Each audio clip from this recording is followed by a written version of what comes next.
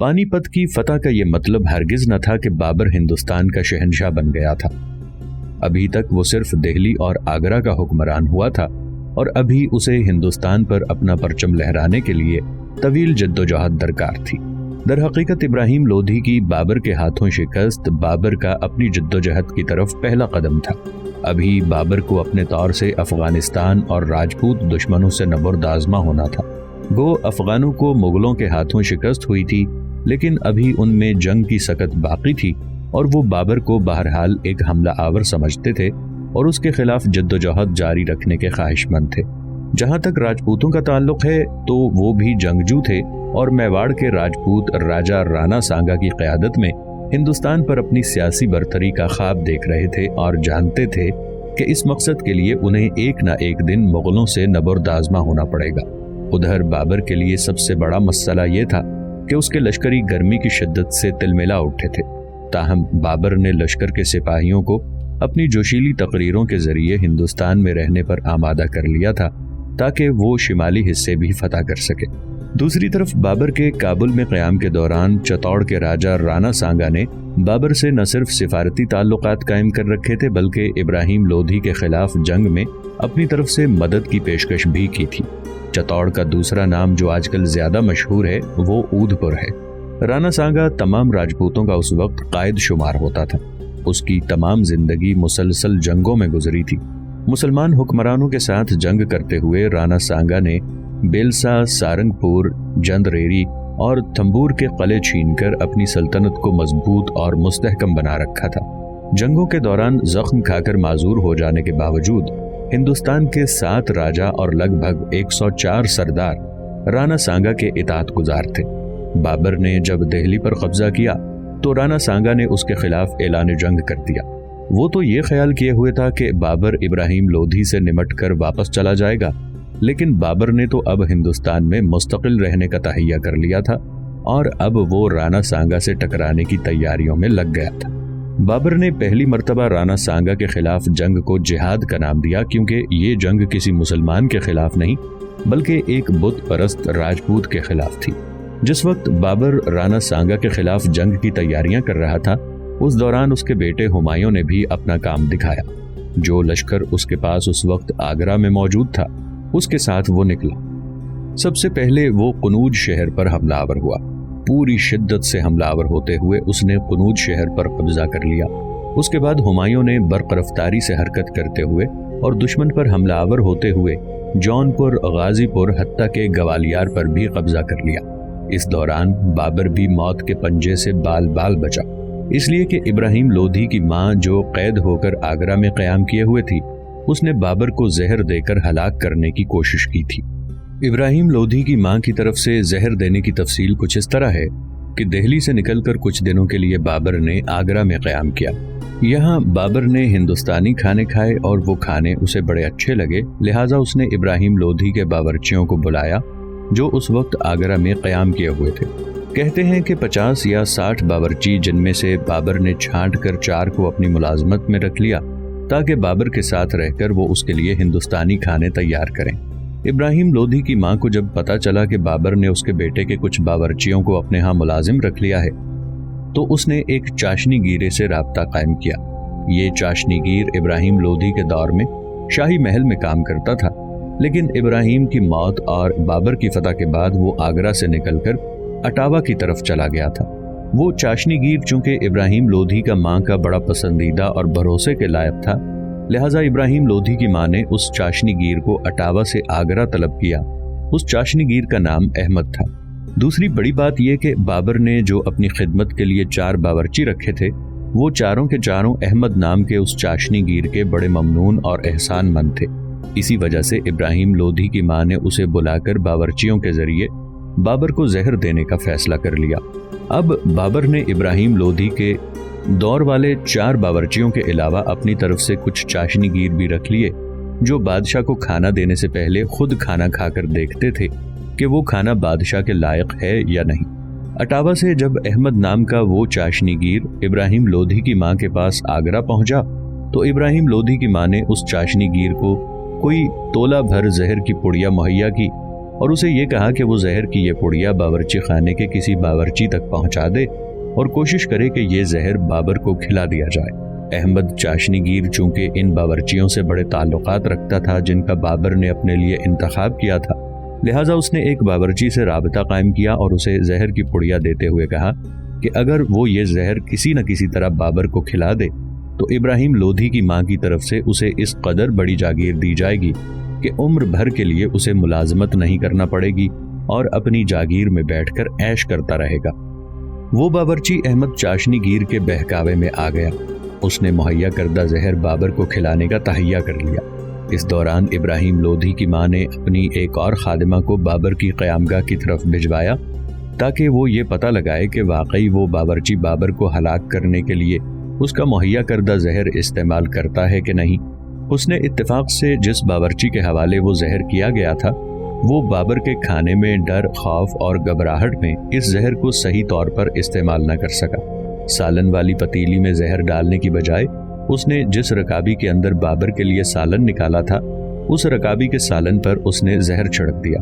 ایسا اس نے اس لیے بھی کیا تھا کہ بابر نے اپنے نئے چاشنی گیروں کو جو حکم جاری کیا ہوا تھا کہ وہ پتیلی سے سالن نکال کر ہندوستانی باورچی کو چکھایا کریں گے، اس کے بعد خود چکھا کریں گے، مگر نالائق چاشنی گیروں نے رکابی میں سالن کے بعد نگرانی نہیں کی۔ اس کے علاوہ جس باورچی نے زہر استعمال کیا تھا اس نے زہر کچھ پھلکوں پر بھی چھڑک دیا۔ اس نے مزید یہ کام کیا کہ جن پھلکوں پر اس نے زہر چھڑکا تھا ان کے اوپر کچھ بوٹیاں رکھ دیں اور ان بوٹیوں پر زہر چھڑکنا بھول گیا۔ اگر وہ ان بوٹیوں پر بھی زہر چھڑک دیتا تو یقیناً بابر ہلاک ہو چکا ہوتا۔ مورخین کہتے ہیں کہ زہر استعمال کرتے ہوئے وہ باورچی گھبرا گیا۔ کچھ زہر تو اس نے پھلکوں اور رکابی کے سالن پر چھڑک دیا اور کچھ زہر اس سے چولہے میں گر گیا، کیونکہ زہر استعمال کرتے ہوئے وہ کپ کپا رہا تھا۔ ادھر ظہیر الدین بابر جب جمعے کی نماز سے فارغ ہو کر آیا اور اس کے محل میں دسترخوان چنا گیا، سب سے پہلے اس نے سالن میں سے پکی ہوئی گاجریں کھائیں۔ اس کے بعد اس نے چند لقمے زہر والی رکابی سے لے کر بھی کھائے۔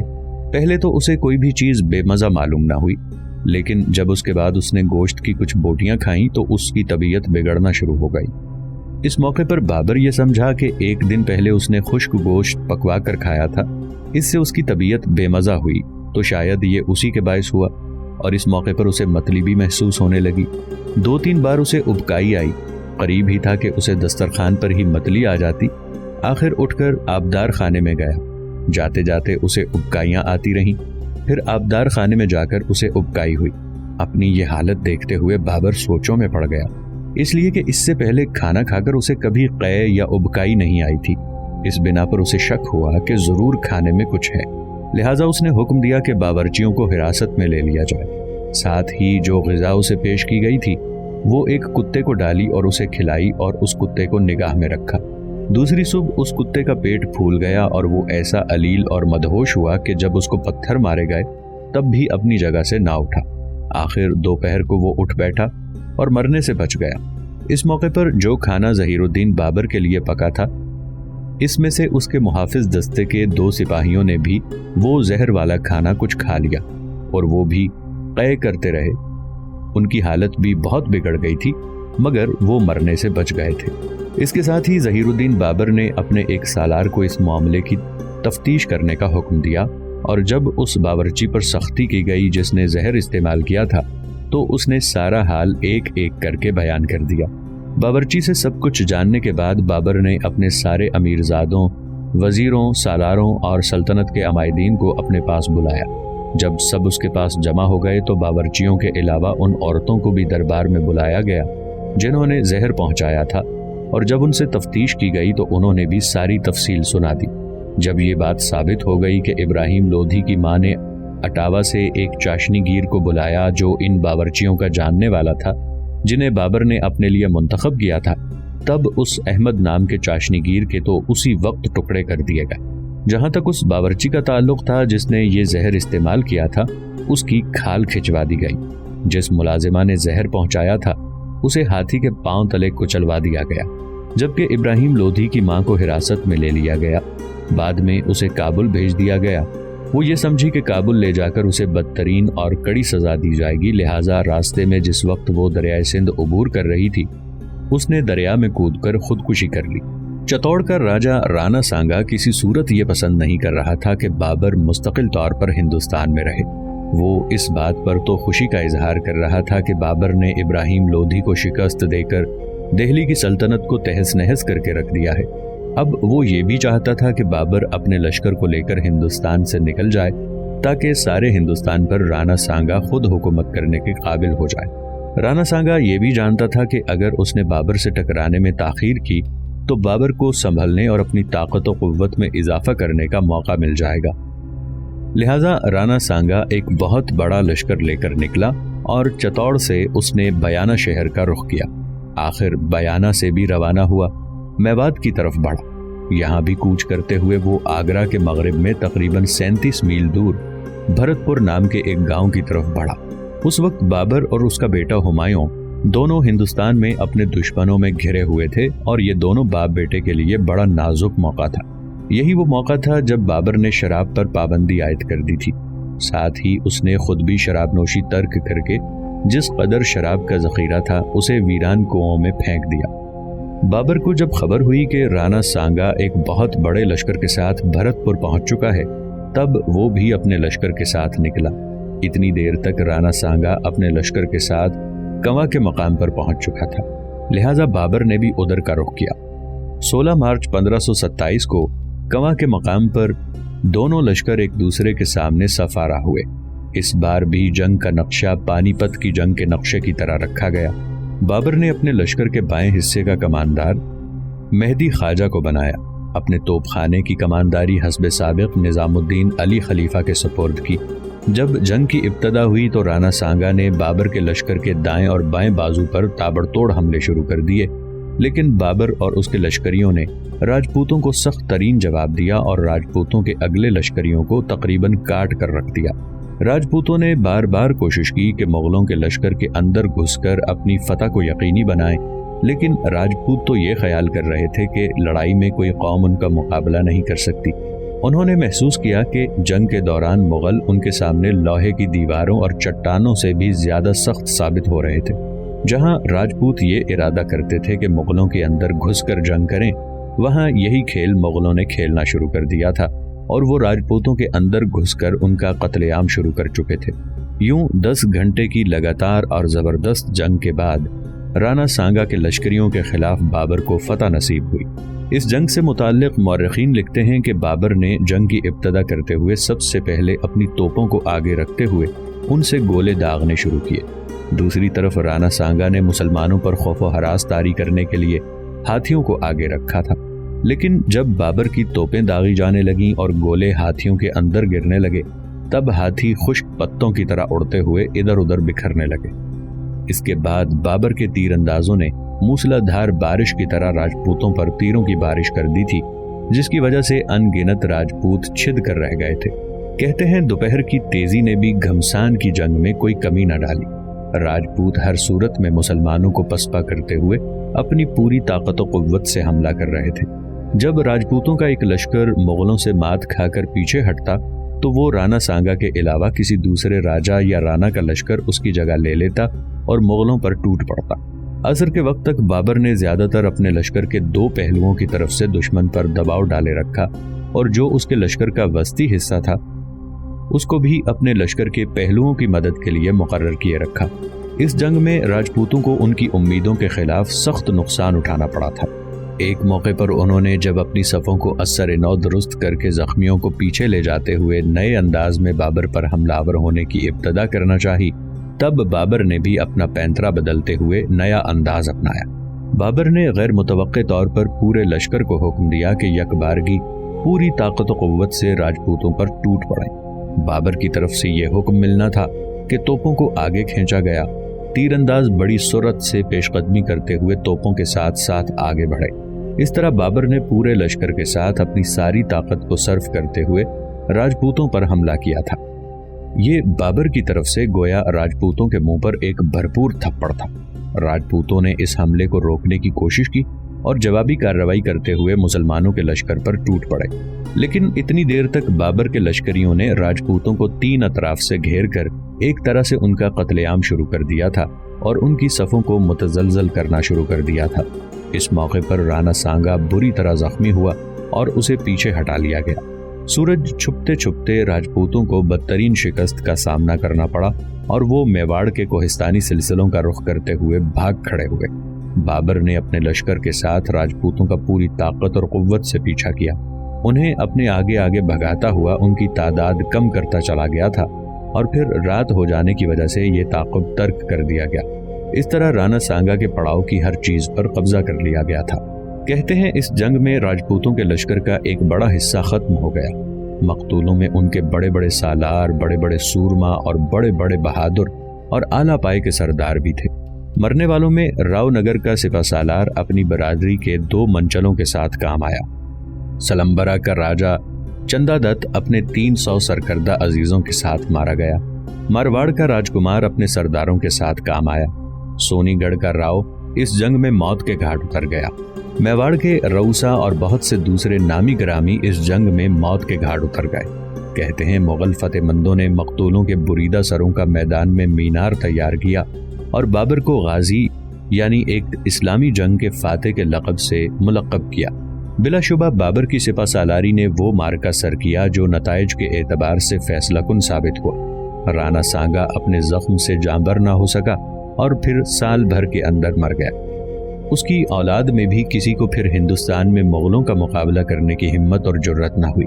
पानीपत में बाबर ने शिमाली हिंद के मुसलमान बादशाहों की कुव्वत को तोड़ा था, जबकि कवाह के मैदान में बाबर ने हिंदुस्तान के राजपूतों की कमर तोड़ कर रख दी थी। बहरहाल ये पहला मौका था कि बाबर को अपनी जिंदगी में इस कदर आला पाए की फतूहात हासिल हुई थी। इससे पहले वो एक जगह से दूसरी जगह, एक शहर से दूसरे शहर तक अपने दुश्मनों का मुकाबला करता रहा। हर वक्त परेशान और सरगर्दा रहता था। लेकिन पानीपत और उसके बाद कवाह में फातेह की हैसियत से उभरने के बाद उसे किसी नए खतरे की तशवीश ना रही थी। अब वो रात को ज़िरा पहने बगैर सो जाता था। गो आसपास मुखालिफ और बदसगाल लोगों की कमी न थी और बहुत से मसाइल अभी हल तलब थे, लेकिन उसे उनकी चंदा फिक्र न थी। इसके अलावा शराब तर्क करके और शराब के बर्तन तोड़कर वो खुदा की रहमत और फजल पर ज्यादा भरोसा करने लग गया था। अब वो ये भी ख्याल करता था कि जिस तरह खुदाबंद ने उसके तौबा करने के बाद उसे दुश्मनों के खिलाफ कामिल फतह अता की थी, अब वो ये एतकाद भी रखने लगा था कि दूसरी परेशानी में भी वही खुदाए रहीम व कदीर उसकी मदद फरमाएगा। बाबर ने पानीपत में फतह हासिल करने के बाद अपने छोटे छोटे सवार लश्करियों को आगरा और कुछ दूसरे इलाकों की तरफ भिजवाया था ताकि वो वहाँ के हालात का जायजा लें और जहाँ जहाँ भी शिकस्त खुर्दा हुक्मरानों के खजाने हों उन पर कब्जा करें। लेकिन कवाह में राजपूतों को बदतरीन शिकस्त देने के बाद उसने ऐसा नहीं किया, इसलिए कि राजपूतों का इलाका झुलसती और तपती रेत की वादियों का सहरा था और इसके अंदर बाबर किसी तरीके किसी सलीके के साथ पेशकदमी करना चाहता था। साथ ही इस मौके पर उसके सामने ये खदशात भी थे कि उसके कुछ लश्करियों के अलावा उसके चंद सरकर्दा सालार भी हिंदुस्तान की गर्मी बर्दाश्त न करते हुए वापस काबुल जाने का इरादा रखते थे। लेकिन उनके इन इरादों के मुकाबले में बाबर ने अपना एक बेहतरीन दाव इस्तेमाल किया, जिसकी बिना पर उनमें से अक्सर ने अपने वतन अंदजान और काबुल वापस जाने से इनकार कर दिया। सबसे पहले उसने अपने मुस्तहिक लश्करियों को जागीरें दी और उन्हें उनकी जागीरों की तरफ रवाना किया और उनके जिम्मे ये काम लगाया कि इन जागीरों पर जहाँ जहाँ भी दुश्मन बैठा है उन पर हमला आवर हो अंदजान और उन्हें फतह करके उन पर कब्जा कर लें। इस तरह लश्करियों ने तो वापस काबुल जाने का इरादा मुलतवी कर दिया। इसके बाद बाबर ने अपने सरकर्दा सालारों की तरफ मुतवज्जे होकर माल गनीमत और दूसरे अमवाल में उन्हें इस कदर नवाजा कि वो मुतमईन हो गए और उनकी खुशी की कोई इंतहा न थी। उन्हें इस तरह नवाजने के बाद बाबर ने इंतहाई नरमी और आजजी से उन्हें मुखातिब करके कहा कि अब भी अगर वो वापस अपने वतन जाना चाहते हैं तो बाबर उन्हें रोकेगा नहीं, वो जा सकते हैं। शर्मिंदगी का एहसास करते हुए उनमें से भी अक्सर ने जाने की बजाय हिंदुस्तान में ही बाबर के साथ रहना पसंद किया। इस जंग में इब्राहिम लोधी के अफगान साथी भी चूंकि राणा सांगा का साथ दे रहे थे, लिहाजा राणा सांगा के साथ साथ उन्हें भी शिकस्त का मुंह देखना पड़ा। इनमें से एक शख्स हसन खान जो मेवात के इलाके का हुक्मरान था, वो भी इस जंग में मारा गया, जबकि इब्राहिम लोधी का भाई सुल्तान महमूद लोधी जो राणा सांगा के लश्कर में शामिल था, शिकस्त की सूरत में वो भी बचकर भाग निकला। رانا سانگا کو شکست دینے کے بعد بابر نے اپنے لشکر کے ساتھ پیش قدمی شروع کی اور 7 اپریل 1527 کو بابر کی حکومت ہندوستان کے وسیع تر علاقوں تک قائم ہو گئی تھی۔